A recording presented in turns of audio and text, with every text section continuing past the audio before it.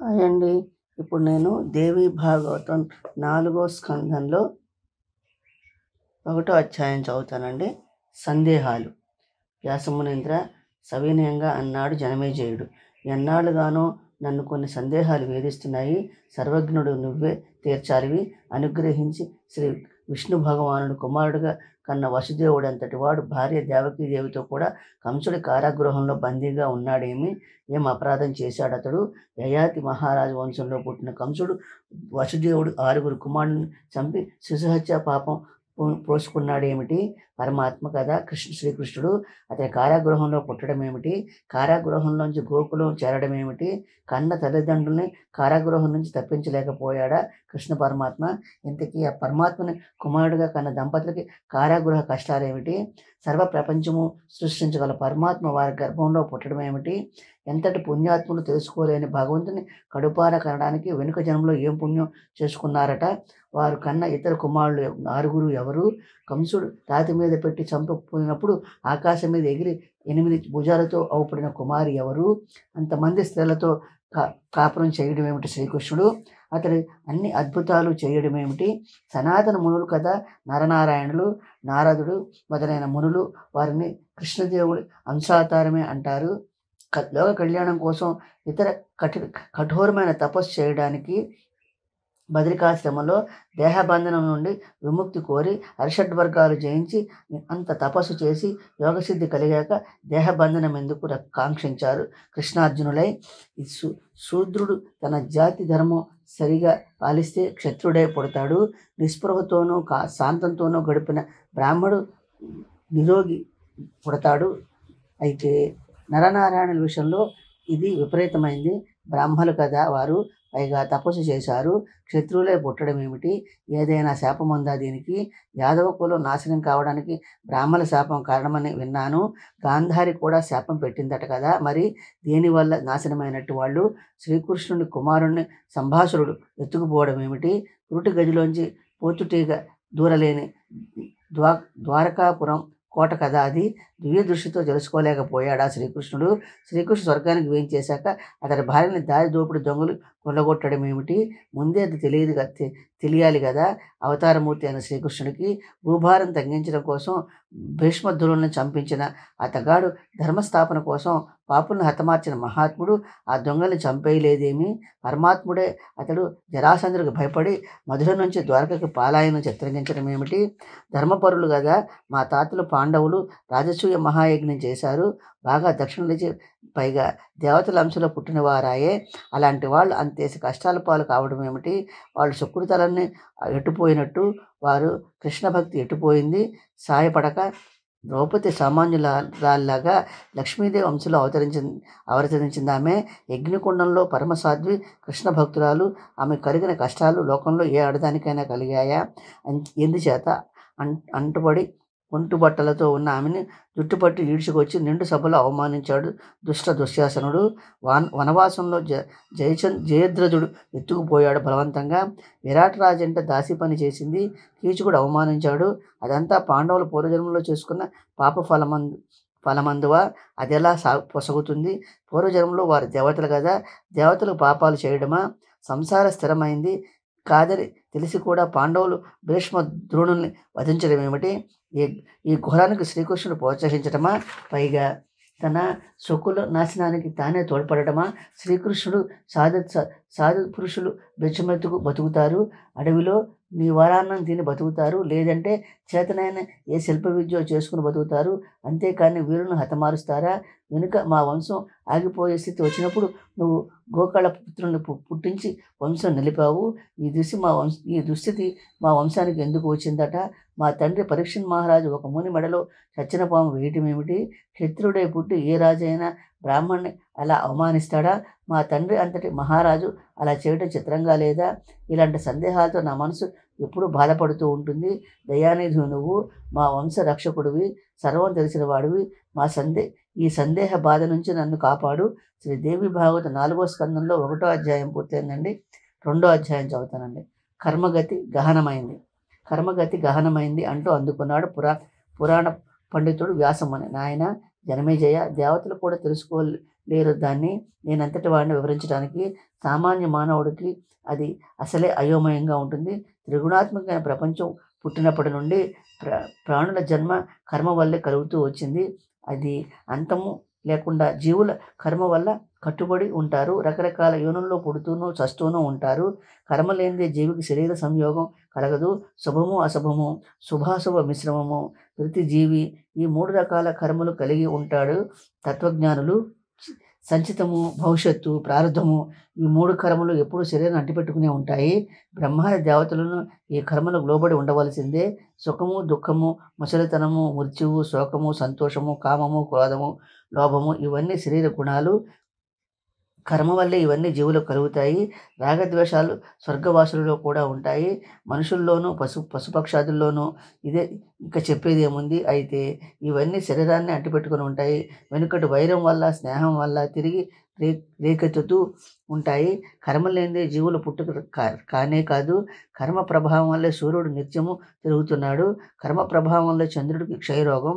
కర్మ వల్లే శివుడు పునుకులను పేరు వేసుకున్నాడు. సందేహం లేదు. కర్మకి తుది మొదలు లేదు. ఈ ప్రపంచానికి కర్మే కారణం. చరాచరాత్మకమైన ప్రపంచం నిత్యమైంది, అనిత్యమైందా అని ఎప్పుడూ అన్వేషిస్తూ మునీశ్వరులను దీనికి అంతు కానలేరు. మాయ వల్ల అంతా నిత్యంగానే అవుపిస్తుంది. కర్మే అంతటికి కారణం. నిజానికి మాయ నిత్యమైంది, అదే కర్మం కూడా కారణం. కర్మ బీజం అనిత్యమైందని విచారించాలి పండితులు. కర్మ వల్లే జగత్తంతా తిరుగుతూ ఉంటుంది. ప్రతి యుగము విష్ణుమూర్తి అవతారం ఎత్తుతున్నాడంటే దానికి కర్మే కారణం. అంతేకాని తన ఇష్ట ప్రకారం ఎత్తుతున్న అవతారాలు కావవి. తన ఇష్ట ప్రకారం అయితే నీచ యోనుల్లో ఎందుకు పుడతాడు? వైకుంఠంలో మహావైభవం వదిలిపెట్టి మలమూత్రాల గర్భవాసం ఎవడన్నూ కోరుకుంటాడా? పువ్వుల కోసమే వేడుక, జలక్రీడలు, సుఖవాసనలు కాదని ఏ బుద్ధిమంతుడు గర్భవాసం కోరుకుంటాడు? మెత్తటి హంసతూలికా తల్పాలు వదులుకొని తల్లి కడుపులో తల్లకిందులుగా పడుకుండటం పసందు చేస్తాడా ఎవడైనా? రకరకాల ఆటపాటలు, వాద్యాలు మానుకొని గర్భనరకంలో క్షణమైనా ఉంటాడా బుద్ధి కలవాడు? లక్ష్మీదేవి సమర్పించే భావరసం మానుకుని మలమూత్రాలకు ఆశపడతాడా తెలివైనవాడు? గర్భవాసం కంటే ఘోరమైన నరకం మరొకటి లేదు. గర్భవాసానికి భయపడి మునులు కఠోరమైన తపస్సు చేస్తారు. మహారాజులు రాజ్యాలు వదిలి అడవుల్లో వ్రతాలు చేస్తారు. గర్భవాసం కావాలన్న మూఢాత్ముడై ఉండడు. గర్భవాసంలో క్రిములు కరుస్తూ ఉంటాయి. జఠరాగ్ని దహిస్తూ ఉంటుంది. ఒళ్ళంతా దుర్గంధం అంటిపెట్టుకుని ఉంటుంది. సుఖమన్న మాటే ఉండదు. గర్భవాసం కంటే కారాగృహం నయం. 10 మాసాల గర్భవాసం తలుచుకుంటేనే ఒళ్ళు కంపరమెత్తుతుంది. అనంతరం యోని యంత్రం నుంచి పడే కష్టం ఎంత దారుణం. బాల్యావస్థ కూడా బాధే. అజ్ఞానం, ఆకలి, పరతంత్రం, భయము అంతా దుఃఖమే. ఆకలితో ఏడిస్తే అమ్మ అదేదో జబ్బనుకుని మందులు తాగిస్తుంది. కనుక జయమే జయ, నువ్వే ఆలోచించు. ఏ దేవుడికైనా కోరి జన్మ ఎత్తడానికి తలపెడతాడా? అంతేకాదు, దేవతలతో దైత్యులు పోరాడారంటే అది కర్మఫలమే. కాకపోతే అంత నష్టాన్ని కోర్చి దేవతలతో విరోధం కోరుకుంటారా ఎవడైనా? తెలిసి బ్రహ్మదేవుడికైనా సరే కర్మ వల్లే సుఖదుఖాలు అనుభవిస్తాడు. తప్పదు. దేవతలు, మనుషులు, జంతువులు అందరూ కర్మఫలం అనుభవించి తీరాలి. తపస్సు వల్ల, దాన ధర్మాల వల్ల, యజ్ఞాల వల్ల దేవేంద్ర పదవి లభించిన ఆ పుణ్యకాలం కాస్త అయిపోయాక స్వర్గంలో ఉండలేడు అతడు మనిషి. అందులో సందేహం ఏమాత్రమూ లేదు. కృష్ణావతారానికి సంబంధించిన సందేహాలు ఎన్నో అడిగావు నువ్వు. చెబుతాను విను. దేవతలు రామావతారంలో వానరులే పుట్టినట్టే కృష్ణావతారంలో యాదవులే పుట్టారు. ధర్మరక్షణ కోసం బ్రహ్మదేవుడు మాట మీద ప్రతి యుగంలోనూ విష్ణు భగవానుడు అవతరిస్తూ ఉంటాడు. భూమి మీద బండి చక్రం ఎలా తిరుగుతూ ఉంటుంది, అలాగే విష్ణువు వివిధమైన అవతారాలు ఎత్తుతూ ఉంటాడు. పదే అవతారాలు ఎత్తి దైత్య సంహారం చేస్తూ ఉంటాడు. అది కృష్ణ కథ పవిత్రమైంది, చెబుతాను ఆలకించు. సాక్షాత్తు విష్ణుదేవుడే యాదవ కులంలో శ్రీకృష్ణుడే అవతరించాడు. అతడి తండ్రి వాసుదేవుడు కశ్యపముని అంశలో పుట్టాడు. పూర్వజన్మ శాపం కారణంగా గోవృత్తి చేస్తూ ఉండేవాడు అతడు. కశ్యపముని భార్యలిద్దరూ అదితి, సురస. వరుణుడి శాపం వల్ల భూలోకంలో రోహిణి, దేవకి అయి పుట్టారు. అక్కా చెల్లెళ్ళయ్యి భార్యలతో సహా శాపం పొందాడు ఆ కశ్యపముని. మధ్యలో అడిగాడు జనమేజయుడు. ఇంతటి అపరాధం చేశాడంటున్నావు. అవ్యయుడు, దేవదేవుడు, సర్వాధారుడు అయిన విష్ణుదేవుడు ఎవరి ఆదేశం వల్ల వైకుంఠం వదిలి మానవ యుగంలో పుట్టాడు? మనిషి జన్మ ఎత్తి మనిషిలాగే ఎందుకు నటించాడు? మానవ సహజమైన కామం, క్రోధం, అమర్షణం, శోకం, వైరం, ప్రీతి, సుఖము, దుఃఖము, భయము, ధాన్యము, మెత్తదనము, సుకృతము, దుష్కృతము, వచనము, చంపడము, పోషణము, చలనము, తాపము, విచారము, విమర్శ, లోభము, దంభము, మోహము, కపటము మొదలైన వాటిలో భగవంతుడు ఎందుకు చిక్కుకున్నాడు? మనిషి జన్మలో ఏం సుఖముందని అతను మనిషే పుట్టాడు? ఎందుకని కష్ట నష్టాలు సహించాడు? గర్భదుఃఖం, జన్మ దుఃఖము, బాల్య దుఃఖము, యవ్వనంలో కామ దుఃఖము, గార్గ్యస్థ దుఃఖము సామాన్య మానవుడిలో ఎందుకు అతడు అనుభవించాడు?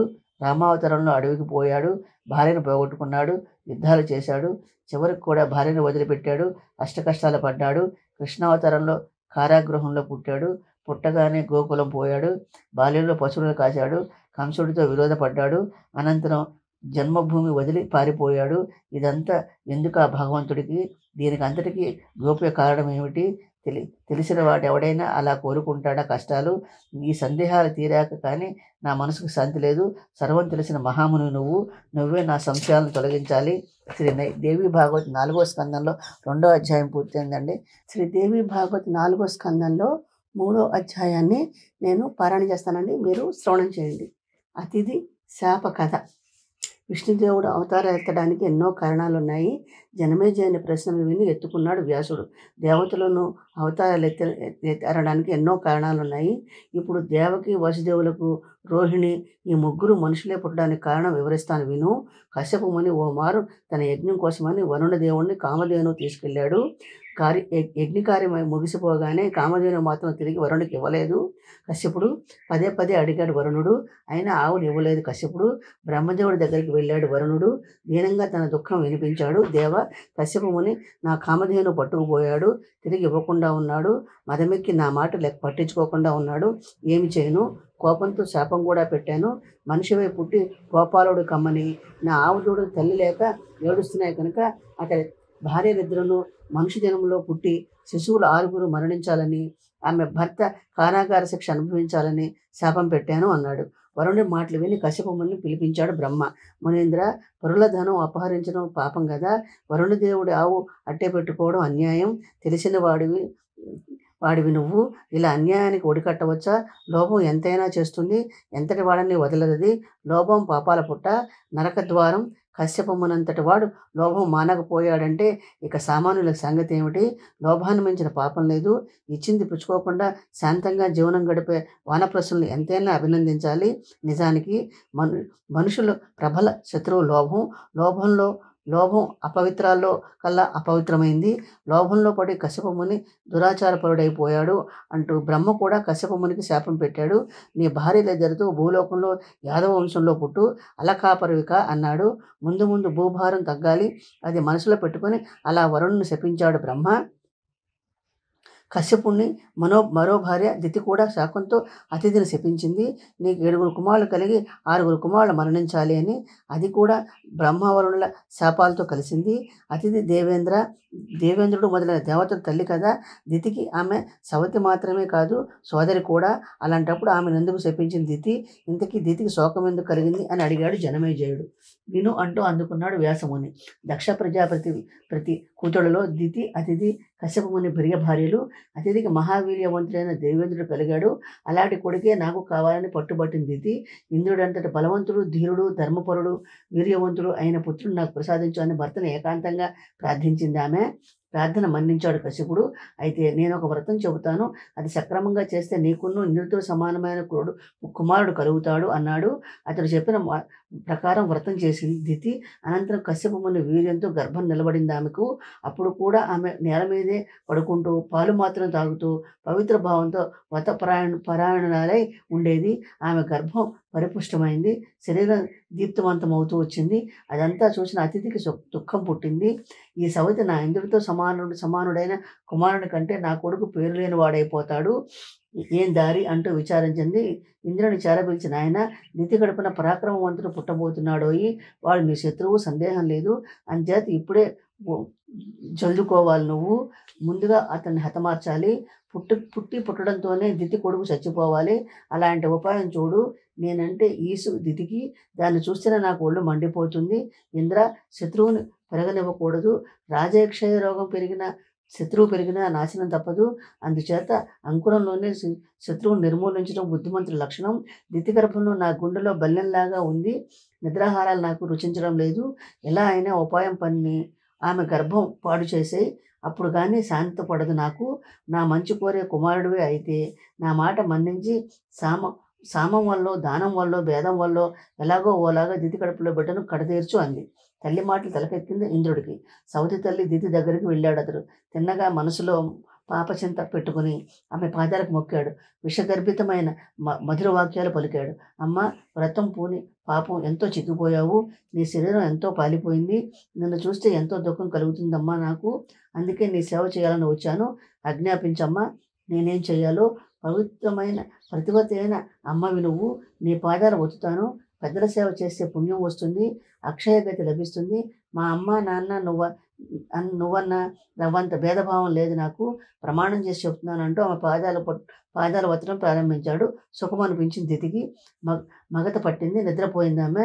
ఇంద్రుని నమ్మి సూక్ష్మ శరీరంతో ఆమె గర్భంలో ప్రవేశించాడు దేవేంద్రుడు. గర్భంలోని శిశువును 7 ముక్కలుగా వజ్రాయుధంతో నరికాడు.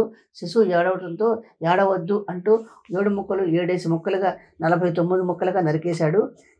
అవే 49 మరుతాలు. ఇందులో దితి మెలుకుంది. ఇంద్రుడు తన గర్భంలో శిశువు నరికేశాడని ఆమె తెలుసుకుంది. దుఃఖంతోనూ కోపంతోనూ వణికిపోయింది. అదంతా సవతి పన్నిన పన్నాగమని తెలిసాక ఆమెను శపించింది. నా గర్భం నాశనం చేసినట్టే నీ కుమారుడు రాజ్యం నాశనం కావాలి. నా కుమారుడు మొక్కలైనట్లే నీ కుమారుడు పుట్టంగానే చచ్చిపోవాలి. నాలాగే నువ్వు కూడా పుత్రశోకం అనుభవించాలి. ఆ పుత్రశోకం కారాగారంలో నీకు ప్రాప్తించాలి. మరు జన్మలో నీ బిడ్డతో మరణించాలి అంది. దితి పెట్టిన శాపం విన్నాడు కశ్యపుడు. ఆమెను ఎంతో ఓదార్చాడు. దేవి, శాంతించు. నీ కుమారుడు ముక్కలు కోసినా మరణించలేదు. 49 ముక్కలు 49 మరుతాలే జన్మించి దేవతలు అవుతారు. మరుతులు మహాబలవంతులవుతారు.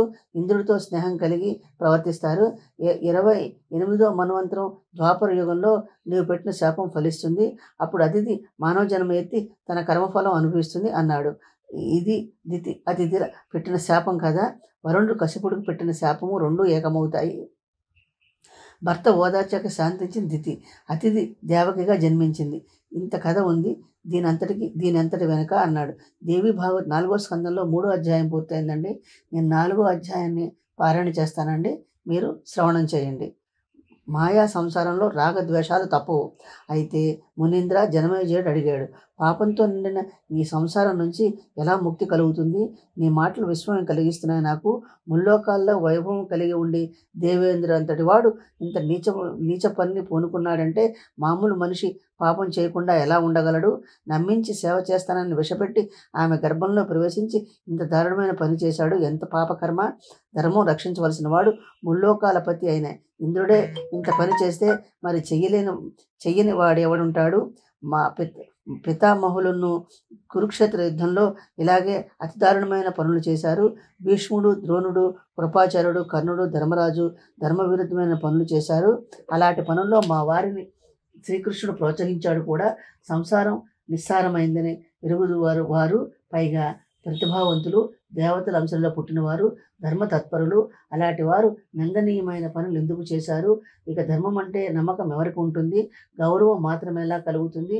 అప్తవాక్యం ప్రమాణం ఎలా అవుతుంది? మనిషి సర్వదా విషయాసక్తుడు అవుతున్నాడు. రాగద్వేషాలను కలిగి ఉంటున్నాడు. స్వార్థ సిద్ధి కోసం అసత్యం పలుకుతున్నాడు.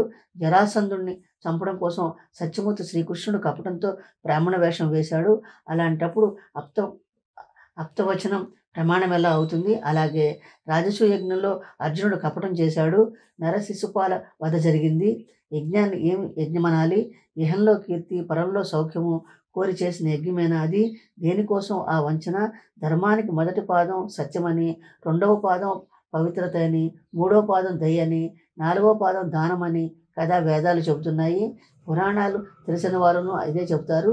ఈ 4 పాదాలు లేనిదే ధర్మం ఎలా నిలబడుతుంది? అయినప్పుడు ఇవి లేకుండా నా పూర్వులు చేసిన యజ్ఞం వల్ల ఏం ఫలం కలుగుతుంది? ఆలోచిస్తే అప్పుడు ఎవరికి ధర్మం అంటే ఏమిటో తెలియదేమో అనిపిస్తున్నది. లోకప్రభు విష్ణుమూర్తి వామన రూపంలో వంచన చేశాడంటే మరి ఒకరి మాట చెప్పేది ఏమున్నది? మరుగుజ్జు వేషంలో బలిచక్రవర్తిని వంచాడతడు. బలి ఎంత తప్పు చేశాడని 100 అశ్వమేధాలు చేశాడు. వేదాలు చెప్పినట్టు నడుచుకున్నాడు. ధార్మికుడతడు, దానశీలుడు, సత్యవాది, జితేంద్రియుడు. హఠాత్తుగా అతన్ని పదవి భ్రష్టుని చేశాడు విష్ణుమూర్తి. మహాముని, నువ్వు చెప్పే బలి గెలిచాడా? భగవంతుడు గెలిచాడా? జరిగిన దాన్ని బట్టి దానం చేసిన బలిదా, వంచన చేసిన మరుగుజ్జుదా గెలుపు? ఈ సందేహం నన్ను ఎప్పుడూ పీడిస్తూనే ఉంటుంది. చెప్పు, వంచకుడా వంచితుడా ఎవడు గెలిచినట్టు? పురాణకర్తవి నువ్వు, ధర్మం తెలిసిన వాడివి, మహామతివి, నిజం చెప్పు, ఎవడు గెలిచాడు? భూమండలం దానం చేసిన బలిచక్రవర్తి గెలిచాడన్నాడు వ్యాసుడు. త్రివిక్రముడైన విష్ణువు వామనుడయ్యాడు, వంచన చేశాడు. మోసం చేయడం వల్లే అతను మరుగుజ్జుడైపోయాడు. మోసం వల్ల బలికి ద్వారపాలకుడు కావలసి వచ్చింది అతడు. ధర్మానికి సత్యమే మూలం. అయితే సత్యం పాలించడం దుస్సాధ్యమైన పని. మనిషికి మాయ బలవత్తరమైంది, త్రిగుణాత్మకమైంది, బహురూపధారి. ఈ ప్రపంచంలోనే మాయ అయినప్పుడు వంచకుల దగ్గర సత్యం ఎలా నిలుస్తుంది? సత్యము, రజస్సు, తమస్సు ఈ మూడింటితో నిర్మితమైన సృష్టి. ఈ గుణాలు కలిగిన జీవులలో సత్యం నిలకడగా ఉండదు. ఆది నుంచి వస్తున్న రీతి ఇది. అయితే వైఖానలు, మునులు మాత్రము నిస్సంగులు, ఏది పుచ్చుకొని వారు, సత్యవంతులు, రాగరహితులు, తృష్ణ లేని వారు అవుతారు. ఇతరులు మాత్రం పై 3 గుణాల నుంచి బయటపడలేరు. ప్రాణులు సుగుణ కార్య తత్పరులు, నిర్గుణ కార్య పరులు కారువారు. పురాణాల్లోనూ, వేదాల్లోనూ, ధర్మశాస్త్రాల్లోనూ, వేదాంగాల్లోనూ, ధర్మ గ్రంథాల్లోనూ ఏకవాక్యం కనిపించదు. వారికి నిశ్చిత గుణాలే కలిగి ఉంటాడు కనుక మనిషి బుద్ధి సత్యం మీద, ధర్మం మీద స్థిరంగా ఉండదు. ప్రతి మనిషి మాయామోహితుడే. మోహానికి ఇంద్రియాలు కారణం. ఇంద్రియాసక్తమైన మనస్స గుణాల ప్రేరణ వల్ల రకరకాల భావాలను వెల్లడిస్తుంది. మాయ సర్వ ప్రాణుల్లోనూ రకరకాలుగా ఆటలాడుతుంది. మోహం కలిగించి కొత్త కొత్త వికారాలు సృష్టిస్తుంది. సామాన్య సంసారి ఇంద్రియాల చేత కీలుబొమ్మై అసత్యానికి దిగుతారు. తన కోరిక నెరవేరనప్పుడు వంచన ప్రారంభిస్తారు. వంచన ప్రారంభించడంతో పాప ప్రవృత్తి ప్రబలుతుంది. కామం, క్రోధం, లోభం మొదలైనవి ప్రబల శత్రువులు మనిషికి. ఈ శత్రువుల చేత చిక్కిన మనిషి కర్తవ్యాలు గ్రహించలేరు. ఇక వైభవం కలిగిందా అహంకారం అధికమవుతుంది. అహంకారం వల్ల మోహం కమ్ముకుంటుంది. దాంతో నాశనం తప్పదు. మోహం వల్ల రకరకాల సంకల్ప వికల్పాలు కలుగుతాయి. మనసులో మోహం వల్లే ఈర్ష్య, అసూయ, ద్వేషాలు పుడతాయి. ఆశ, తృష్ణ, దైన్యము, దంభము, అధర్మ బుద్ధి రేకెత్తుతాయి. యజ్ఞాలు, దానాలు, తీర్థయాత్రలు, వ్రతాలు, నియమాలు, ఈ సత్కర్మలన్నీ అహంకారం వల్ల పుట్టినవే. నిర్మలమైన మనసుతో ఇవి చేస్తే మాత్రం మంచి ఫలితమే కలుగుతుంది. ఆసక్తి పెట్టుకుని, లోభం పెట్టుకుని చేసిన యజ్ఞాలు మొదలైనవి నిష్ఫలమైనవి. అందుచేత తెలిసిన వాడు యజ్ఞ యాగాదుల్లో ద్రవ్యశుద్ధి గమనించాలి. ముందు ద్రోహ భావంతో గడిచిన ధనంతో సత్కర్మ చేస్తే దాని ఫలితం విపరీతమవుతుంది. స్వచ్ఛమైన మనసు కలవాడే మంచి ఫలం పొందగలుగుతాడు. కామక్రోధాదులు మనసులో కలవారు మంచి ఫలం పొందలేరు. అంతేకాదు ఋత్విజులు, ఆచార్యుడు కూడా పరిశుద్ధ మనసుతో ఉండాలి. అప్పుడే యజమానికి మంచి ఫలితం కలుగుతుంది. దేశము, కాలము, కర్మ, ద్రవ్యము, కర్త అందరూ పరిశుద్ధంగా ఉన్నప్పుడే యజ్ఞంలో పూర్ణ ఫలం ప్రాప్తిస్తుంది.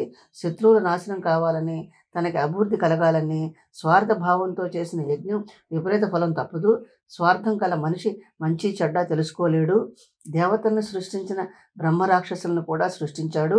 ఈ ఉభయులు స్వార్థపరులైనప్పుడు పరస్పరం విరుద్ధంగా ప్రవర్తిస్తారు. సత్వగుణం వల్ల దేవతలు, రజోగుణం వల్ల మనుషులు, తమో గుణం వల్ల తిర్యగతులు పుట్టాయని వేదాలు చెబుతున్నాయి. సత్యగుణం వల్ల దేవతలు పుట్టారు కదా.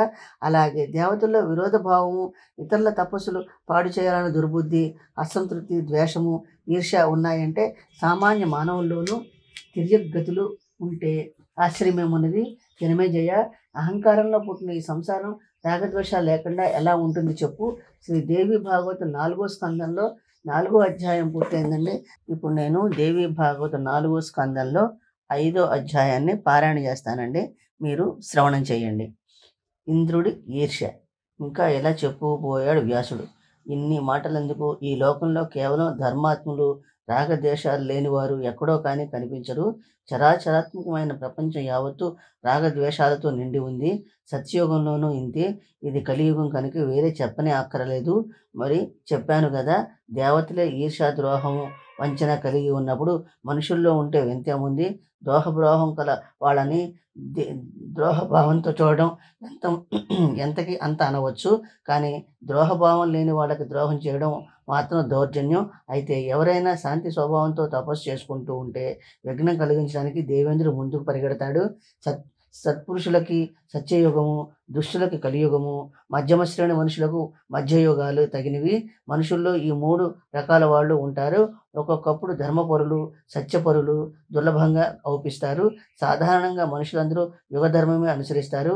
ఏ యుగంలో అయినా సరే ధర్మ మార్గమే ఉత్తమమని భావించడం కద్దు. ఆ భావనలో మాలిన్యం ఏర్పడితే ధర్మంలోనూ మాలిన్యం తప్పదు. మలిన భావం వినాశనానికి దారితీస్తుంది. బ్రహ్మ మనసులో ఒక పుత్రుడు పుట్టాడు. అతడి పేరు ధర్ముడు. ధర్ముడిని సత్యవాది, వైదిక ధర్మం అంటే అతడికి అనురాగం. దక్ష ప్రజాపతి కూతుళ్ళని 10 మందిని వివాహం చేసుకున్నాడు అతడు. యథావిధిగా గార్గ్యస్థ ధర్మం పాలించి 4 కుమారులను కన్నాడు. హరి, కృష్ణుడు, నరుడు, నారాయణుడు అని వాళ్ళ పేర్లు.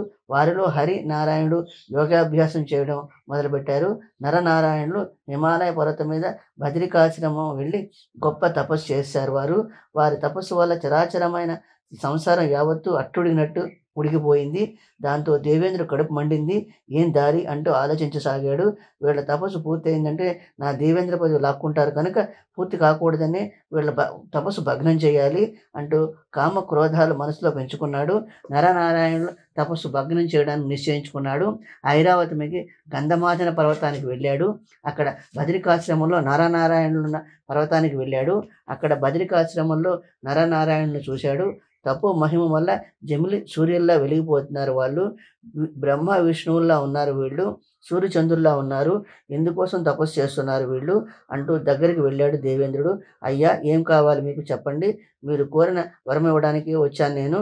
మీ తపస్సుకు సంతోషించాను కనుక ఎవరందైనా సరే ఇస్తాను అన్నాడు. మాట్లాడలేదు నారాయణులు. ధ్యాన నిమగ్నులై దృఢ చిత్తంతో ఊరుకున్నారు. ఇంద్రుడు ఎన్ని మార్లు అడిగినా లాభం లేకపోయింది. అప్పుడు దేవేంద్రుడు భయంకరమైన తన మోహిని మాయ ప్రయోగించాడు. పెద్ద పులులు, సింహాలు పుట్టించి భయపెట్టాడు.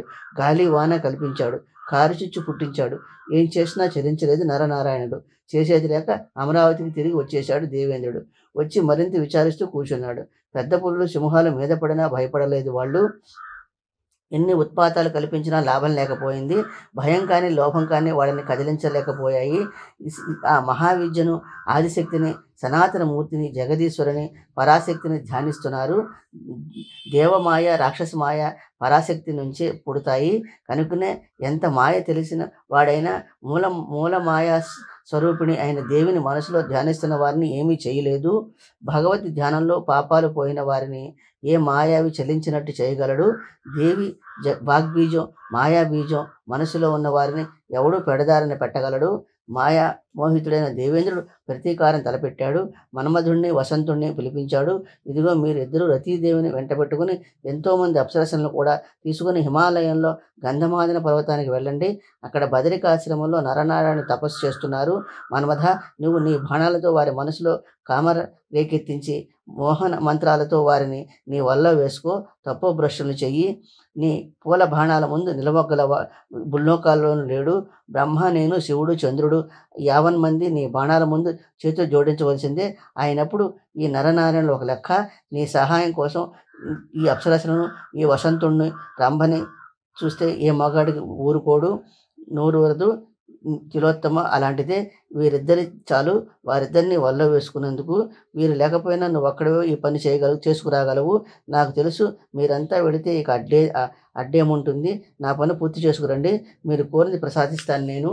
వారిని కోరిన వరమిస్తాను నేను అని ఆశ పెట్టాడు. లాభం లేకపోయింది. నా శ్రమ వ్యర్థమైంది. మాయ కూడా ప్రయోగించాను, భయపెట్టాను. అంతా బూడిదలో పోసిన పన్నీరైంది కనుకనే మీరు సాధించుకురావాలి అన్నాడు. ప్రభు, ఇంద్రుడు ఆదేశం విని అన్నాడు మన్మధుడు. క్షణాల మీద నీ కార్యం చక్కబెట్టుకుని వస్తాను. విష్ణుమూర్తిని, బ్రహ్మదేవుడిని, సూర్యుడిని, ఏ దేవతని వారు ధ్యానిస్తున్నా సరే పెడగొడతాను. అయితే కామరాజ మహాబీజ మంత్రం ధ్యానించే దేవీ భక్తులైతే మాత్రం నా చేత ఏమీ కాదు. దేవిని భక్తిపూర్వకంగా పూజించేవారి చుట్టుపట్ల నా బాణాలు చేరలేవు మన్మథ మళ్ళీ అన్నాడు ఇంద్రుడు. నీకదంతా ఎందుకు? నీ ఈ బలగంతో బదరికాశ్రమం వెళ్ళు. నా కార్యం నెరవేర్చుకురా. కార్యం దుస్సాధ్యమైంది నాకు తెలుసు. అయినా నీవు కష్టం కాదు. ఆ నమ్మకం నాకుంది. దేవేంద్ర ఆదేశం ప్రకారం మన్మథుడు, వసంతుడు, రతీదేవి, అప్సరసులు బదరికాశ్రమం వెళ్ళారు. శ్రీ దేవి భాగవత్ 4వ స్కందంలో 5వ అధ్యాయం పూర్తయిందండి. 6వ అధ్యాయాన్ని చదువుతానండి. నేను పారాయణ చేస్తానండి, మీరు శ్రవణం చేయండి. గంధమాదన పర్వతం మీద మొదట వసంతం ప్రవేశించింది. చెట్లన్నీ విరబూశాయి. వాటి మీద తుమ్మెదలు మూగాయి. మామిళ్ళు, పొగడు చెట్లు, తిలక వృక్షాలు, మోదుగులు, తాళ్ళు, తమల చెట్లు, విప్ప చెట్లు ఒకటేమిటి అన్ని పూలు తొడిగాయి. వాటి కొమ్మల మాటున కోయిలలు కూశాయి. పూలతో లతలు చెట్లను పెనవేసుకున్నాయి. అక్కడ ప్రతి ప్రాణి కామ వికారానికి లోనైంది. కామక్రీడలో నిమగ్నమయ్యాయి. మెల్లమెల్లగా దక్షిణ వాయువు చీల్చింది. మునీశ్వరుల మనస్సు కూడా చెలించింది. రతీదేవితో మన్మధుడు బదరికాశ్రమం ప్రవేశించాడు. అతని పూల బాణాలు చెరుకు విల్లు నుంచి విరజిమ్మాడు. రంభ, తిలోత్తమ మొదలైన అప్సరసులు ఆశ్రమంలో అడుగుపెట్టారు. చక్కని నృత్యాలు, కమ్మని పాటలు మొదలుపెట్టారు. కోయిల పాటలు, తుమ్మెద రొదలు, అప్సరసుల ఆటపాటలు, పూల బాణాలు, వీటన్నిటి కారణంగా నరనారాయణులు ధ్యానం భగ్నమైంది. కాలం కాని కాలంలో వసంతం అడివంతా పూచి అపూర్వమైన శోభ. అదంతా చూచి నివ్వెరపోయారు వారు. కాలం కాంది శిశిరం చెల్లిపోయిందా? ప్రతి ప్రాణి కామాతురావస్థలో పడిందేమిటి? ఉన్నట్టుండి ఏమిటి మార్పు తమ్ముడు అంటూ ఆశ్చర్యపోతూ నేత్రాలతో అన్నాడు నారాయణుడు. చెట్లన్నీ పూలు తొడిగాయి. తుమ్మెదలు మూగాయి. కోయిలు పాడుతున్నాయి. శిశిరం అనే మదగజాన్ని మొదుగులని గోళ్లతో వసంతమున సింహం చీల్చేసింది. వసంతం అందగత్తిగా దిగింది. ఆ అశోకాలు ఆమె ఎర్రని హస్తాలు, మోదుగులు పాదాలు, నీలాశోకాలు ఆమె కేశాలు, పద్మం మొహం, నీలి పద్మాల నేత్రాలు, మారేడు పళ్ళు స్తనాలు, మల్లెపూలు దంతాలు, మామిడి పువ్వులు కర్ణాలు, మంకెన పువ్వులు పెదాలు, వావిలి పువ్వులు గోళ్ళు, కోయిల కంఠమే ఆమె కంఠం, కదంబ పుష్పాలే ఆమె చీర, నెమళ్ళు ఆమె భూషణాలు, సారస పక్షుల స్వరాలు ఆమె నూపుర ధ్వని, మాధవీలతలే మొలనూలు, మత్తహంసల నడకలే ఆమె నడకలు, పుత్రిజీవి చెట్టు రోమాలు. ఇలా వసంతశ్రీ అవతరించింది. ఇప్పుడు ఆ కాలంలో దీని రాక ఆశ్చర్యంగా ఉంది. మన తపస్సు భగ్నం చేయడానికి అనిపిస్తున్నది. ఈ అకాల వసంతం ధ్యానం చెదరగొట్టే అప్సరసల గానం వినపడుతూ ఉంది. దేవేంద్ర ఇంద్రజాలమే ఇదంతా. కాకపోతే అకాలం ఏమిటి? ఈ విచిత్రం మన తపస్సుకి భయపడి దేవేంద్రులా చేశాడన్నమాట. ఎంత మనోహరమైన పరిమళాలతో వీస్తోంది మందమారుతం. ఇంద్రుడు పన్నాగం తప్ప మరేమీ గోచరించడం లేదు నాకు. నారాయణుడు ఇలా అంటూనే ఉన్నాడు. ఇంతలోనే బలగం అంతటితోనూ మన్మధుడు నారాయణుల ఎదుటికి వచ్చాడు. రతి మన్మధుడు, మేనక, రంభ, తిలోత్తమ, పుష్పగంధ, సుకేసి, మహాశ్వేత, మనోరమ, ప్రమద్వర, ఘృతాచి, చంద్ర, ప్రభ, సోమ, విద్యున్మాల, అంబుజాక్షి, కంచనమాల తమ ముందు చూసి మరింత రెచ్చిపోయారు. నరనారాయణులు నివ్వెరపోయారు. 16,050 మంది అప్సరసులతో దండెత్తి వచ్చాడు మన్మథ సేనాని. అప్సరసులందరూ మునులిద్దరిని నమస్కారం చేశారు. వాళ్ళందరూ దివ్యమైన నగలు పెట్టుకున్నారు. దివ్యమైన పూలదండలు వేసుకున్నారు. వాళ్ళందరూ శృంగార భావాలతో కామవాసన రేకెత్తిస్తూ మధురంగా పాడారు. అంతమందిని కూర్చోమన్నారు నరనారాయణులు. సౌమ్యంగా మా అతిథి సత్కారం స్వీకరించండి. పాపం స్వర్గం నుంచి ఇంత దూరం పనిగట్టుకుని వచ్చారు మీరు అన్నారు. మా తపస్సు పాడు చేయమని వీళ్ళని పంపాడు దేవేంద్రుడు తనలో తాను అనుకున్నాడు నారాయణుడు. వీళ్లతో ఏముంది పాపం, నా తపోబలంతో వీళ్ళకంటే అందగత్తెల్ని కొత్త అప్సరసల్ని పుట్టిస్తాను నేను అంటూ తన ఉరువు చెరిచాడు. ఉత్తర క్షణంలో ఒక అపురూపమైన అందగత్తె చెలికత్తెలతో ఉరువు అంటే తొడలోంచి పుట్టింది. ఉరువుతో పుట్టడం వల్ల ఆమె పేరు ఊర్వశి అయింది. ఆమెను చూసి తెల్లబోయారు స్వర్గం నుంచి వచ్చిన అప్సరసులు. ఊర్వశిని వారు పరిచర్య కోసం వినియోగించాడు నారాయణముని. రకరకాల ఉపాచారాలతో పట్టుకుని నవ్వుతూ పాడుతూ వారు పరిచర్యకు సిద్ధపడింది ఊర్వశి. ముందు నారాయణులకు నమస్కరించి ఏం సెలవు అన్నట్లు నుంచున్నదామె. ఆమె శరీరం సుప్రసన్నంగా ఉంది. మొహం వికసించిన పద్మంలా కడకల్లాడుతూ ఉంది. పులుకలతో శరీరం చివురు తొడిగిన పూల తీగలాగా ఉంది. ఆమెను చూస్తున్న కొద్దీ అప్సరసులకు మతిపోయినట్లయింది. మేము నిజంగా తెలివి మాడిన వాళ్ళం నరనారాయణుడితో అన్నారు వాళ్ళు. మీ ధైర్యము తపస్సు చూసి నివ్వెరపోతున్నాం. మా చూపుల బాణాలు తగిలి జోహారు చెయ్యని మగాడు లోకంలోని ఎవడూ లేడు. కానీ ఆ బాణాలు మిమ్మల్ని రవ్వంత కదిలించలేకపోయాయి. మీ ముందు గడ్డి పరకల కంటే కనికరం అయిపోయాము అని మీ ఉభయులు ఆ నరసింహదేవుడి అంశావతారమే అనిపిస్తున్నది మాకు. సమధమాలను నిగ్రహించి దివ్యమూర్తులు మీరు. మీ సేవ కోసం మేము రాలేదు. దేవేంద్ర స్వార్థ సిద్ధి కోసం దిగబడ్డాము మేము. మా పూర్వపుణ్య ప్రభావం వల్ల మీ దర్శన భాగ్యం లభించింది.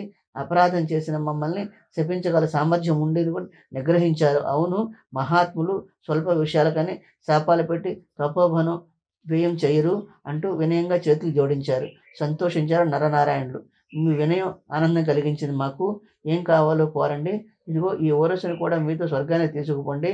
స్వర్గానికి మా కానుక ఈ దేవేంద్రుడికి ఉపాహారం. స్వర్గంలో దేవతలందరికీ శుభం కలగాలి. ఇక మీరు వెళ్ళండి. ఇలా ఎన్నడూ ఇతరుల తపస్సు భగ్నం చేయడానికి ప్రయత్నించకండి అన్నారు. మీ పాదపద్మ లభించాక మాకు నరనారాయణ మాట విని అన్నారు అప్సరసలు. మేము ఇక ఎక్కడికి వెళతాము? మాకు వరం కోరుకోమన్నారు కనుక ఓ నారాయణ, మమ్మల్ని నీ భార్యలుగా ఏలుకో. మిమ్మల్ని సేవిస్తూ ఇక్కడే ఉండిపోతాము.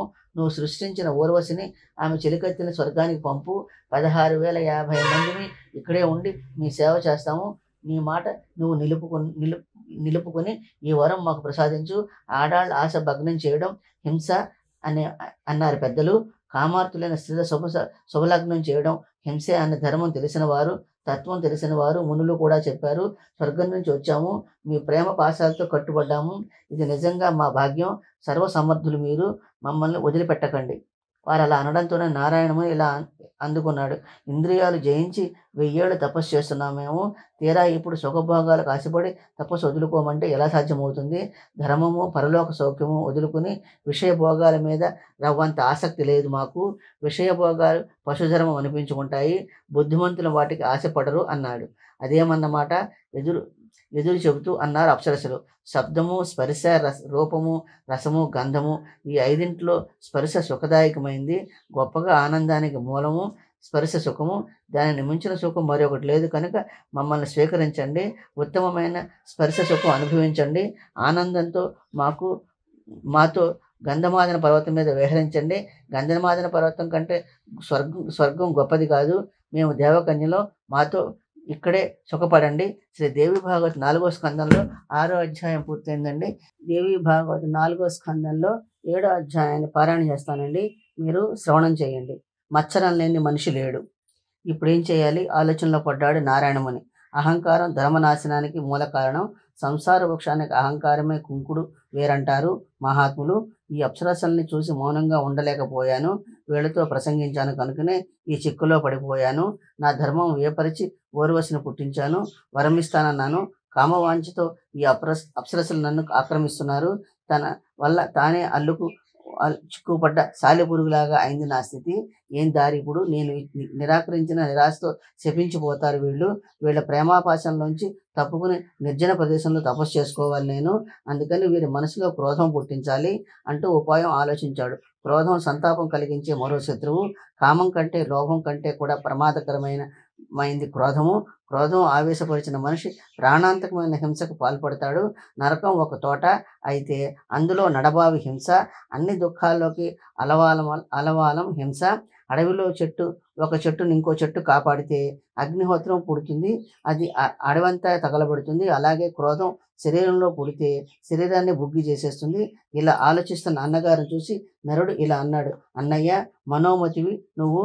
కోపం తగ్గించుకోకు, శాంతించు, అహంకారం విడిచిపెట్టు. అహంకారం వల్ల మన ఇద్దరి తపస్సు నష్టపడింది వెనుక ప్రహ్లాదుడితో 1000 దివ్య సంవత్సరాలు ఘోరంగా యుద్ధం చేయవలసి వచ్చింది. ఎంతో కష్టం సహించవలసి వచ్చింది. కనుక క్రోధం పరిత్యజించి శాంతం వహించు. నరుడి మాటలు విన్నాడు నారాయణుడు. శాంతించాడు. మునీంద్ర మధ్య అడ్డు వచ్చి వ్యాసముని అడిగాడు జనమేజయుడు. నీ మాట వింటే నాకు మరో పెద్ద సందేహం కలిగింది. ప్రహ్లాదుడు విష్ణు భక్తుడు కదా, అతడికి నరనారాయణులకి యుద్ధమా? అద్భుతంగా ఉంది. ఎందుకని అలా జరిగింది యుద్ధం?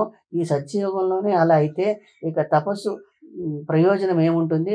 ప్రహ్లాదుడు వంటి విష్ణు భక్తులు, నరనారాయణుడు వంటి మహామునులు క్రోధము అహంకారము వదులుకోక లే లేకపోయారంటే ఇక చెప్పేదేముంది? అహంకారం అంకురించందే క్రోధం తల ఎత్తదు. కామ క్రోధాదులు అహంకారం వల్లే పుడతాయి. వేల వేల సంవత్సరాలు తపస్సు చేశా కూడా అహంకారం చావలేదంటే చేసిందంతా బూడిదలో పోసిన పన్నీరే కదా! పొద్దు దూరితే చీకట్లు పటాపంచలవుతాయి. అలాగే అహంకారం తల ఎత్తడంతోనే పుణ్యాలన్నీ ఊడ్చుకుపోతాయి. నిజంగా ప్రహ్లాదుడు నరనారాయణుడితో పోరాడా? అయితే అతని పుణ్యమంతా బుగ్గైపోయిందన్నమాట. తపస్సు మాని నరనారాయణులు యుద్ధం చేశారంటే వాళ్ళ తపస్సును వ్యర్థమైందన్నమాట. వారే అహంకారం విడవలేకపోతే నా వంటి వాడి సంగతి అడిగేదేముంది? ముల్లోకాలు గాలించిన అహంకారం లేని మనిషి అవుపడతాడా? అవుపడతాడేమో. అహంకారం లేనివాడు ఇంతవరకు పుట్టలేదు, ఇక ముందును పుట్టబోడు. ఇనుప అరదండాల నుంచి తప్పించుకోవచ్చు కానీ అహంకార బంధం నుంచి తప్పించుకోవడం అసాధ్యం. చరాచరమైన జగత్తంతా అహంకారంతోనే నిండి ఉంది. అహంకారం గల మనిషి మలమూత్రాలు సంసారంలో కొట్టుకుంటూ ఉంటాడు. ఈ అహంకారం ప్రపంచంలో బ్రహ్మజ్ఞానానికి తావెక్కడా? మీ మీమాంసకుల కర్మ సిద్ధాంతమే నయమనిపిస్తోంది నాకు. మహాపురుషులే కామక్రోధాలకి దాసులైపోతే ఉన్నప్పుడు నా వంటి సామాన్యుడి గతి ఏమిటి అన్నాడు. నాయనా, జనమేజయుడి మాటలు విని అన్నాడు వ్యాసుడు. కారణం ఒకటి, కార్యం ఒకటి ఎన్నడూ కాదు. కడియాల కుండలాలు ఆకారంలో భిన్నం కావచ్చు కానీ అవి బంగారమే, ఇది బంగారమే. అలాగే చరాచర బ్రహ్మాండం వివిధ రూపాలతో అవుపడుతున్నా అదంతా అహంకారం వల్ల పుట్టిందే కానీ ఈ బ్రహ్మాండ రూపమైన కార్యం అహంకార రూపమైన కారణం నుంచి భిన్నమెలా అవుతుంది? బట్ట నూలుతో తయారవుతుంది. బట్ట రూపమైన కార్యం నూలు రూపమైన కారణంతో వేరుపడుతుందా? మాయా తాలూకు 3 గుణాల సేవలో గడ్డిపోచ నుంచి మేరువు దాకా విశ్వమంతా తయారైంది అయినప్పుడు మాయతో పుట్టిన సృష్టి విషయంలో విచారం ఎందుకు? బ్రహ్మ, విష్ణువు, శివుడు కూడా మాయామోహితులే. అగాధమైన ఈ సంసార సముద్రంలో మునిగి తేలుతున్నారు. వశిష్ఠుడు, నారదుడు వంటి మహామునులు కూడా ఈ మాయ విడిచిపెట్టలేదు. ఈ మాయ నుంచి వేరుపడి ఆత్మసుఖం అనుభవించిన వాడు ముల్లోకాల్లోనూ ఒక్కడూ లేడు. కామం, క్రోధం, లోభం ఇవన్నీ మాయ వల్లే పుట్టాయి. ఈ శత్రువుల్ని ఎవరిని వదిలిపెట్టవు. వేదాధ్యయనము, పురాణ పఠనము, తీర్థయాత్రలు, దానము, ధ్యానాలు, దేవతార్చన ఇవన్నీ దొంగలా చేస్తాడు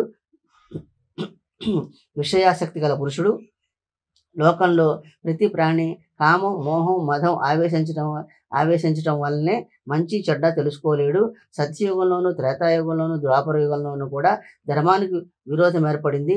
ఈ కలియుగం సంగతి చెప్పేది ఏముంది? స్పర్ధ, క్రోధము, లోభము, ఓరవలేనితనము ఎప్పుడు ఉండనే ఉంటాయి. సంసార స్వభావమే ఇది. కనుక ఈ విషయంలో విచారమే అనవసరము. మచ్చరం లేని మనిషి ఈ భూ ప్రపంచంలో దుర్లభం. క్రోధము, ఓరవలేనితనము లేనివాడు ఆదర్శప్రాయుడు.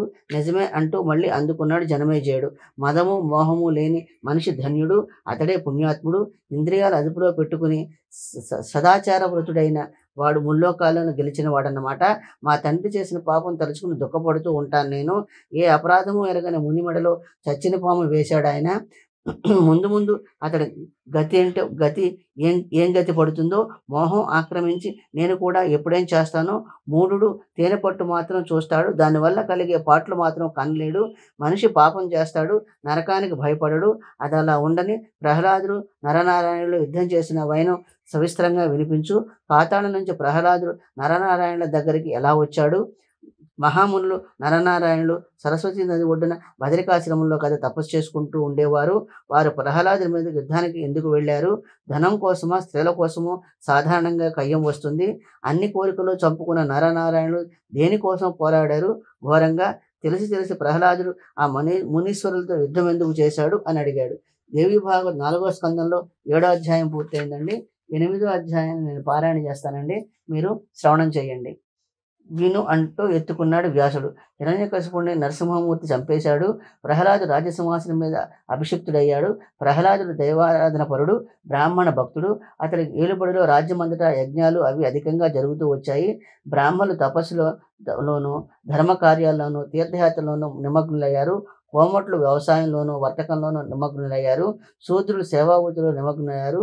నరసింహదేవుడు ప్రహ్లాదునికి పాతాళ రాజ్యం పాలించమన్నాడు. అంచేత అక్కడే రాజ్యం చేస్తూ వచ్చాడు. ఇలా ఉండగా ఓ మారు భృగుముని కుమారుడు చవనముని నర్మదా స్నానంలో చేయడం కోసం హివ్యేశ్వర తీర్థానికి వెళ్ళాడు. నర్మదాలోకి దిగడంతోనే భయంకరమైన విషసర్పం అతన్ని పట్టుకుని పాతాళానికి లాక్కుపోయింది. చవనుడు విష్ణుమూర్తిని ధ్యానించాడు. పాము విషం విడిచిపెట్టింది. మునికి బాధ లేకుండా పోయింది. అతడు శపిస్తాడేమో అని భయపడి వదిలివేసింది పాము. అక్కడ నాగకన్యలు మునిని పూజించారు.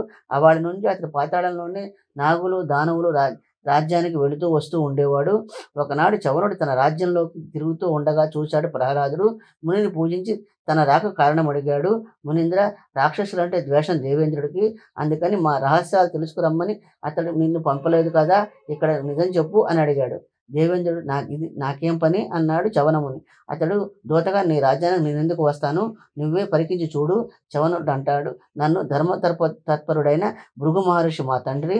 దేవేంద్రుడు గుప్తచరుడు, నన్ను సందేహించకు. నర్మదా తీర్థంలో స్నానానికి వచ్చాను. నదిలో దిగానో లేదు, పెద్ద నాగుపాము నన్ను పట్టుకుంది. నేను విష్ణు భగవానుడు ధ్యానించాను.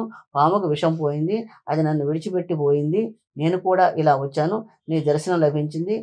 నువ్వు విష్ణు భక్తుడివి, నేను కూడా విష్ణు సేవకుణ్ణి. సంతోషించాడు ప్రహ్లాదుడు. వివిధ తీర్థాల విషయం మునిని అడిగాడు. మునీంద్ర, భూమి ఆకాశాల మీద పాతాళంలోనూ ఏ ఏ పుణ్యతీర్థాలున్నాయి అని అడిగాడు. మంచివాడివి, ప్రతి చోట తీర్థమే అన్నాడు చవనముని. మనస్సు, మాట, పని ఈ మూడు పరిశుద్ధంగా అలవాడికి అడుగడుగునా తీర్థమే. మనసు మలినంగా ఉన్నవాడికి గంగ అయినా ఒకటే, మగధలో పిల్ల నది అయినా ఒకటే, ఎందున లాభం లేదు. అందుచేత మనసు నిర్మలంగా ఉండడం అవసరం. ముందు మనసు పవిత్రంగా ఉంటే అన్ని తీర్థాలు పవిత్రంగానే పరిణమిస్తాయి. గంగ ఒడ్డున ఎన్నో పట్టణాలు ఉన్నాయి, పల్లెలు ఉన్నాయి, బజారులు ఉన్నాయి, పల్లెలు ఉన్నాయి, గొల్లపల్లెలు ఉన్నాయి, జలరవాళ్ళు, కైవర్త గ్రామాలు ఉన్నాయి. హుణులు, వంగీయులు, మ్లేచ్చులు కూడా నివసిస్తున్నారు. వాళ్ళంతా ఎప్పుడు నిర్మలమైన గంగాజలం తాగుతారు. ముప్పూట్ల గంగలో స్నానం చేస్తూ ఉంటారు. అయితే వాళ్ళు అంతఃకరణం మాత్రం పరిశుద్ధం కాదు. విషయవాసన వదలలేని వారికి తీర్థ స్నానం వల్ల ప్రయోజనం ఏముంది, నువ్వే ఆలోచించు. కనుక అన్నిటికీ మనసు ముఖ్యమైనది. ఆత్మశుద్ధి కలవానికి మనసు నిర్మలం చేసుకోవాలి. ముందు తీర్థ ప్రదేశాలలో నివసించని వాళ్ళు ఇతరులను మోసం చేసిన మహాపాపులు అవుతారు. తీర్థాల్లో చేసిన పాపం చిన్నదైనా పెద్దదవుతుంది. ఆ పాపం ఒకంతట వదలదు. పెద్ద పాపర పండు అరమగ్గిన తీపి ఉండదు. అలాగే మలినమైన మనసు కలవాడు కోటి తీర్థాల్లో మలినము పరిశుద్ధము కాడు. మనసు పరిశుద్ధమైతే ద్రవ్యశుద్ధి అనుకోకుండానే జరిగిపోతుంది. అనంతరం ఆచార శుద్ధి అవసరం కలుగుతుంది. ఆ తర్వాతే తీర్థయాత్ర ఫలిస్తుంది. తీర్థయాత్ర సమయంలో హీనవర్ణులు సంపర్కం కూడదు. మనస్సు పరిశుద్ధంగా ఉంచుకోవాలి. ప్రాణులందరి మీద సమభావం కలిగి ఉండాలి. ప్రహ్లాద, నువ్వు అడుగుతున్నావు కనుక ముఖ్యమైన తీర్థాలు వివరిస్తాను విను. తీర్థాల్లో ఉత్తమ తీర్థం నైమిసారణ్యం, రెండోది చక్రతీర్థం, మూడోది పుష్కర తీర్థం. అవి కాక భూలోకం మీద ఎన్నో తీర్థాలున్నాయి. వాటన్నిటిని లెక్క పెట్టడం కష్టం. చవనముని చెప్పిన మాటలు విన్నారు ప్రహ్లాదుడు. తీర్థాల్లో కల్లా ఉత్తమమైన తీర్థం నైమిసారణ్యం వెళ్ళడానికి సంకల్పించాడు. తనతో తక్కిన రాక్షసులను కూడా బయలుదేరదీశాడు. మనమంతా నైమిసారణ్యం వెళ్ళి వద్దాం, అక్కడ విష్ణు భగవానుడికి దర్శనం చేద్దాం అన్నాడు. అతని మాట ప్రకారం రాక్షసులు అతనితో పాతాళం నుంచి బయలుదేరారు. నైమిసారణ్యం సంతోషపూర్వకంగా స్నానాలు చేశారు. పుణ్యనది సరస్వతిని సేవించారు. స్నానాలు దానాలు చేశారు. దేవి భాగవతం 4వ స్కందంలో 8వ అధ్యాయం పూర్తయిందండి. దేవి భాగవతంలో 4వ స్కందంలో 9వ అధ్యాయాన్ని పారాయణ చేస్తానండి. మీరు శ్రవణం చేయండి. ప్రహ్లాద నరనారాయణ యుద్ధము. అలా తీర్థవిధి జరిపిస్తూ ప్రహ్లాదుడు ఒక చోట పెద్ద మర్రి చెట్టు చూచాడు. ఎంతో విశాలంగా ఉంది దాని నీడ. ఆ మర్రి ఆకులలో రకరకాల బాణాలు భద్రపరిచి ఉన్నాయి. గద్ద వెంట్రుకలను గట్టిగా ఎంతో వాడిగా చెకిలి పట్టి ఉన్నాయి. అవి ఋషుల ఆశ్రమంలో ఈ బాణాలు ఏమిటి అనుకున్నాడు ప్రహ్లాదుడు. ఇంతలో లేడి తోళ్ల కట్టుకుని జటాచుటాలతో ఉన్న 2 మునీశ్వరులు కనిపించారు అక్కడ. నరనారాయణులు వారు. ప్రసిద్ధమైన సర్గజ ధనస్సు ఒకరు, అజగవ ధనస్సు ఒకరు దగ్గర పెట్టుకుని ఉన్నారు. వారిద్దరి దగ్గర అక్షయ తూణీరాలు ఉన్నాయి. ఇద్దరు ధ్యాన నిమగ్నులై ఉన్నారు. అలా వాళ్ళని చూడడంతోనే క్రోధంతో కన్నులు ఎర్రబడ్డాయి ప్రహ్లాదుడికి.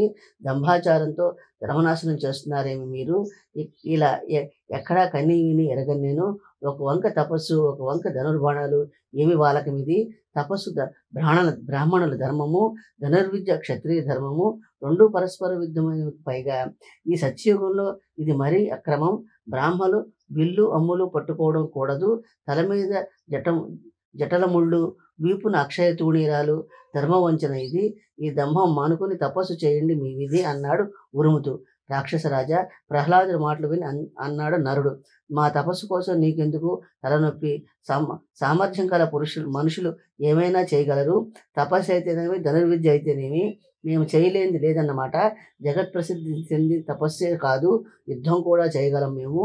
మా దగ్గర ఇలా వదలటం ఎందుకు? నువ్వు నీ ధరను నువ్వు పో. బ్రహ్మ తేజం దురారాధ్యమైంది, నీకు తెలియదు. క్షేమం కావలసిన వాడు బ్రాహ్మణులతో వాదించకూడదు. మందబుద్ధులు మీరు అంటూ అందుకున్నాడు ప్రహ్లాదు. గర్వం మీ కళ్ళు కప్పింది. ధర్మసేతువు కంటే రాక్షసరాజన్ నేను.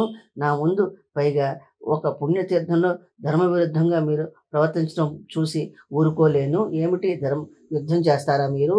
ఏది మీ సామర్థ్యం ఏమిటో చూపించండి. ఇదే నీ అభిప్రాయం అయితే యుద్ధం చేద్దాం అన్నాడు నరుడు.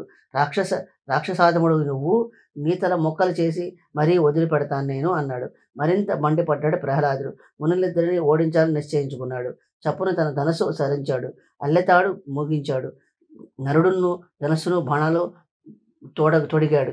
వాడి బాణాలు ప్రహ్లాదుడి మీద ప్రయోగించాడు. బంగారు తొడిమల బాణాలు వేసి వాటినన్నిటినీ కొట్టి పారేశాడు ప్రహ్లాదుడు. కనుబొమ్మలు ముడివేశాడు నరుడు. మరిన్ని గట్టి బాణాలు తీసి కొట్టాడు. వాటిని కొట్టి పారేశాడు ప్రహ్లాదుడు.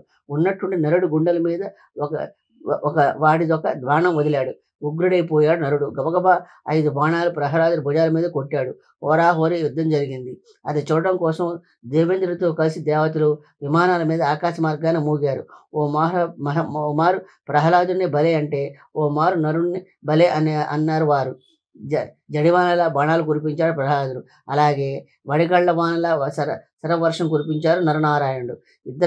ఇద్దరి మీద పూలవాన కురిపించారు దేవతలు. పట్టరాని కోపం తెచ్చుకున్నాడు ప్రహ్లాదుడు. ఎడతెరపు లేని బాణాలు నారాయణుడి మీద కురిపించాడు. అతడి బాణాలన్నీ దూరంలోనే నరుకుతూ వచ్చాడు నారాయణుడు. చకిలి పట్టిన బాణాలతో లాడించాడు ప్రహ్లాదుడు.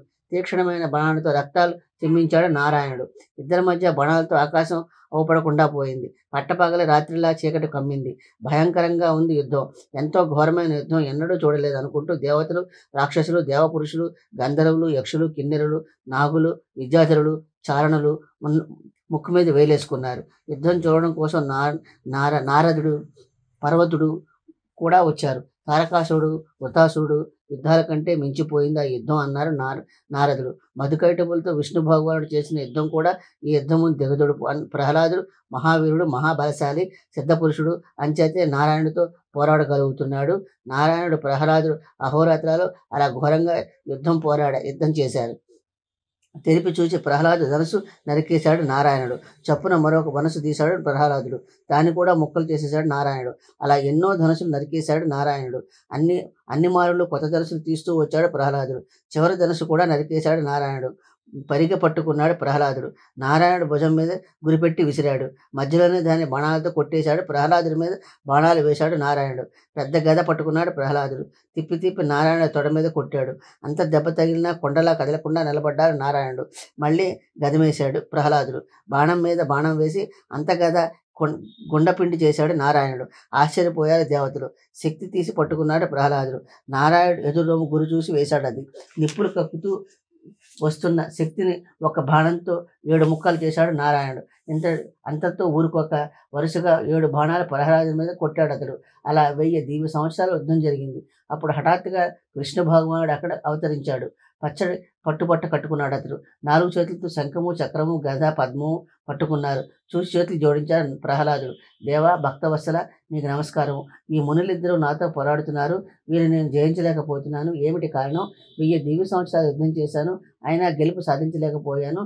చిత్రంగా ఉంది నాకు అన్నాడు. ప్రహ్లాద, ఈ ఇద్దరు నా అంశలో జన్మించిన సిద్ధ పురుషులు, నరనారాయణులు. వీరిని గెలవలేకపోవడంతో ఆశ్చర్యమేమీ లేదు. ఇక విరమించు. నీ పాతాళ రాజ్యానికి నువ్వు వెళ్ళిపో. నా భక్తి నుంచి నువ్వు చెలించకు, వీరితో విరోధించకు అన్నాడు విష్ణుదేవుడు. అతడి ఆజ్ఞ ప్రకారం యుద్ధం విరమించాడు ప్రహ్లాదుడు. తన రాక్షస పరివారంతో అక్కడి నుంచి వెళ్ళిపోయాడు. యథాప్రకారం తపస్సులో కూర్చున్నారు నారాయణుడు. ఇది అసలు కథ. దేవి భాగవతం 4వ స్కందంలో 9వ అధ్యాయం పూర్తయిందండి. 10వ అధ్యాయం నేను పారాయణ చేస్తానండి. మీరు శ్రవణం చేయండి. దేవాసుర యుద్ధం. ఈ కథ విని మరో సందేహం కలుగుతోంది నాకు. మళ్ళీ ప్రశ్నించాడు జనమేజయుడు. ధర్మ ధర్మపుత్రులు నరనారాయణులు విష్ణుదేవుడు అంశలో పుట్టిన శాంత స్వభావాలు, కేవలం తపస్సు చేసుకుంటూ ఉండే మునీశ్వరులు కదా. ఉత్తమ తీర్థస్థానంలో నివసిస్తూ దుంపా దట్రా తింటూ బతికే గుణులు వారు. నిత్య నిత్య నిష్ఠులను కదా. అలాంటి మహాత్ములు క్రోధం పూని రణరంగంలో పోరాడడం ఏమిటి? తపస్సు వదిలి శాంతం గీతం వెనకపెట్టి 1000 దివ్య సంవత్సరాలు ప్రహ్లాదుతో పోరాడడం ఏమిటి? యుద్ధం చేయాలనుకున్న వాళ్ళు ఇంత ఘోరమైన తపస్సు చేయడం ఎందుకంట? స్వర్గము కాక ఏదైనా అలౌకికమైన సౌఖ్యం కోరి తపస్సు చేశారా? అంతకీ వారు తపస్సు వల్ల సాధించింది ఏమిటి? తపస్సుతో శరీరాలు కష్టపెట్టుకున్నారు, యుద్ధం వల్ల శరీరాలను బాధ పెట్టుకున్నారు. 1000 దివ్య సంవత్సరాలు అంత కష్టపడి వారు పొందిన లాభం ఏమిటి? రాజ్యమా, ధనమా, స్త్రీలా? ఏదీ లేదు. ఊరికే దేనికోసం ఈ యుద్ధం? ఎంత తెలియమాని వాడైనా ఏ విధంగా వ్యర్థంగా యుద్ధం చేస్తాడా? పోరు నష్టమని వారికి తెలియదా? బుద్ధిమంతులు ప్రయోజనం లేని పని చేస్తారా? మంచివాళ్ళు చెడ్డ పని చేయరు. అయినప్పుడు సర్వజ్ఞులు మహాపురుషులు అయిన నరనారాయణులు ధర్మనాశన పరులైన యుద్ధాలు ఎందుకు తలపడతారు? ఎంత మతిమాలిన వాడైనా తపస్సు మాని యుద్ధం చేస్తాడా? వెనుకటి యయాతి మహారాజు ఎన్నో గొప్ప గొప్ప యజ్ఞాలు చేశాడట, దానాలు చేశాడట. అంత ధర్మాత్ముడు అహంకారం కారణంగా స్వర్గం నుంచి కిందకి పడవలసి వచ్చిందట. అహంకారంతో 2 మాటలు మాట్లాడడం లేదు. దేవేంద్రుడు అతన్ని స్వర్గం నుంచి తరిమేశాడట. అహంకారం అంత పాపకార్యం అన్నమాట. అయినప్పుడు అహంకారం లేనిదే యుద్ధం వసగదు కదా. అంటే అహంకారం యుద్ధం చేశారు నరనారాయణులు. చివరికి దానివల్ల వారు సాధించింది ఏమీ లేదు. వారి తపస్సు మాత్రం తరిగింది పైగా అన్నాడు. అహంకారమే ఈ సంసారానికి మూల కారణం అని చెప్పాను కదా అంటూ అందుకున్నాడు వ్యాసుడు. అది సాత్వికము, తామసికము, రాజసము అని 3 విధాలుగా ఉంటుంది. నరనారాయణులు శరీరధారులు అహంకారం నుంచి ఎలా బయటపడతారు? అయితే కారణం లేని కార్యం ఉండదు. తపస్సు, దానాలు, యజ్ఞము ఇవి సాత్విక అహంకారం వల్ల జరుగుతాయి, లేదా రాజస అహంకారం వల్ల జరుగుతాయి. యుద్ధాలు అవి తామసిక అహంకారం వల్ల జరుగుతాయి. అహంకారం లేనిదే ఏ కార్యము జరగదు. అవి ఎంత స్వల్పమైనదైనా సరే, మంచిదైనా చెడ్డదైనా అహంకారం వల్లే జరుగుతుంది. ఇందులో సందేహమే లేదు. అహంకారం వంటి బంధనం మరొకటి లేదు. లోకల్లో అహంకారంలోనే ఈ విశ్వం పుట్టింది. అయినప్పుడు అహంకారం లేకుండా విశ్వం ఎలా ఉండగలుగుతుంది? బ్రహ్మ, విష్ణువు, శివుడు కూడా అహంకారం కలిగి ఉంటారు. నరనారాయణులకి లేకుండా ఎలా ఉంటుంది? చరాచర విశ్వమంతా అహంకారానికి లోబడి ఉంది. లోకంలో జీవులు పుడతారు, చస్తారు, మళ్ళీ పుడతారు, మళ్ళీ చస్తారు. ఎవరు చేసిన కర్మ వారు అనుభవిస్తారు. దేవతలు, మనుషులు, పశువులు, పక్షులు యావన్మంది బండి చక్రంలాగా పరిభ్రమిస్తూనే ఉంటారు. ఇతరుల మాట అలా ఉండని. విష్ణుదేవుడే లెక్కలేని అవతారాలు ఎత్తుతూ ఉంటాడు కదా. ఈ విశాల విశ్వంలో ఉత్తమ యోనుల్లోనూ అధమ యోనుల్లోనూ అవతరించాడు అతడు. చేప కడుపులో కూడా పుట్టాడు. తుదకి తాబేలు అడవి పంది అయ్యాడు. సగం మనిషి సగం సింహం అయ్యాడు. మరుగుజ్జు అయ్యాడు. ప్రతి యుగము పుడుతూనే ఉన్నాడు. 7వ వైవస్వత మన్వంతరంలో అతడెత్తిన అవతారాలు చెబుతాను, సావధానంగా విను. భృగుముని శాపం వల్ల ఎన్నో అవతారాలు ఎత్తాడు అతడు. భృగుముని విష్ణుమూర్తిని ఎందుకు శపించాడు? వ్యాసుడి మాటలకు అడ్డు వచ్చి అడిగాడు జనమేజయుడు. అతడికేమి అపకారం చేశాడు విష్ణువు? అయితే చెబుతాను విను అంటూ చెప్పుకుపోయాడు వ్యాసుడు. పూర్వం హిరణ్యకశిపుని దేవతల మీద దండయాత్ర చేశారు. ఆ యుద్ధంలో లోకాలు తల్లడిల్లిపోయాయి. హిరణ్యకశిపుని మరణించాక ప్రహ్లాదుడు రాజు అయ్యాడు. ప్రహ్లాదుడు కూడా దేవతలను బాధ పెట్టాడు. అప్పుడు దేవేంద్రుడికి ప్రహ్లాదుడికి గొప్ప యుద్ధం జరిగింది. 1000 ఏళ్ళు యుద్ధం సాగింది. చివరికి దేవతలు ప్రహ్లాదుని ఓడించారు. రాజసింహాసనం మీద బలిచక్రవర్తిని నిలిపి తన తపస్సుకు వెళ్ళిపోయాడు ప్రహ్లాదుడు. గంధమాదన పర్వతం మీద ఉగ్రమైన తపస్సు ప్రారంభించాడు అతడు. బలిచక్రవర్తి దేవతల మీద దండెత్తాడు. మరో గొప్ప దేవాసుర యుద్ధం జరిగింది. దేవతలే జయించారు. విష్ణుమూర్తి సహాయంతో దేవేంద్రుడు బలిచక్రవర్తిని రాజ్యభ్రష్టుని చేశాడు. పరాజితులైన రాక్షసులు తమ గురువు శుక్రాచార్యుని ఆశ్రయించారు. గురుదేవా, ఎంతో ప్రతాపవంతుడివి నువ్వే మనుషుల్ని అడ్డుకోకపోతే మా గతేమి కాను? లోకంలో చోటు లేకుండా పోయింది మాకు కనుక రసాతలానికి వెళ్ళిపోతున్నాము. ఉత్తమ మంత్రజ్ఞుడు నువ్వు సాయం చేయకపోతే దిక్కులేదు మాకు అంటూ కాళ్ళ వేళ్ళ పడ్డారు. భయపడకండి, అభయం ఇచ్చాడు శుక్రాచార్యుడు. నేను రక్షిస్తాను. మంత్రౌషధాలతో మీకు తోడ్పడతాను. విచారం విడిచిపెట్టండి, ఉత్సాహవంతులు కండి అన్నాడు. కుదుటపడ్డారు రాక్షసులు. చారుల వల్ల ఇదంతా తెలుసుకున్నారు దేవతలు. దేవేంద్రుడి దగ్గరికి వెళ్ళి మంత్రాంగం మొదలుపెట్టారు. శుక్రాచార్యుడు తన మంత్రబలం ప్రయోగించక ముందే మరొక మారు రాక్షసుల మీద విరుచుకుపడాలని నిశ్చయించుకున్నారు. అనుకున్న ప్రకారం రాక్షసుల మీద దండయాత్ర చేశారు దేవతలు. రకరకాల ఆయుధాలతో వాళ్ళను ముట్టడించారు. దేవేంద్రుడు ఆజ్ఞాపించడమే తడవు విష్ణుమూర్తి కూడా దేవతలతో వెళ్ళి రాక్షస సంహారం ప్రారంభించాడు. జర్జరిల్లిపోయారు రాక్షసులు. శుక్రాచార్యుడి దగ్గరికి పరిగెత్తారు. రక్షించు రక్షించు అంటూ మొరపెట్టుకున్నారు. భయపడకండి అంటూ వాళ్ళని ఆదరించాడు శుక్రాచార్యుడు. రాక్షసుల వెంట తరుముకు వెళ్ళిన దేవతలు శుక్రాచార్యుని చూసి వెనక్కి తగ్గేశారు కనబడకుండా. శ్రీ దేవి భాగవత్ 4వ స్కందంలో 10వ అధ్యాయం పూర్తయిందండి. నా ఛానల్ని కూడా సపోర్ట్ చేయండి, సబ్స్క్రైబ్ చేయండి, లైక్ చేయండి, షేర్ చేయండి. నా డివోషన్ ఛానల్లో ఉన్న దేవి భాగవతం ప్లేలిస్ట్లో ఉందండి. శ్రీమద్ భాగవతం కూడా ప్లేలిస్ట్లో ఉందండి. గురుచరిత్ర కూడా ప్లేలిస్ట్లో ఉందండి. మీరందరూ ఆదరిస్తారని మనస్ఫూర్తిగా కోరుకుంటున్నానండి. ఏదైనా తప్పులు ఉంటే కామెంట్ రూపంలో తెలియచేయండి, నేను సరి చేసుకుంటానండి. నా ఛానల్ని కూడా సపోర్ట్ చేయండి.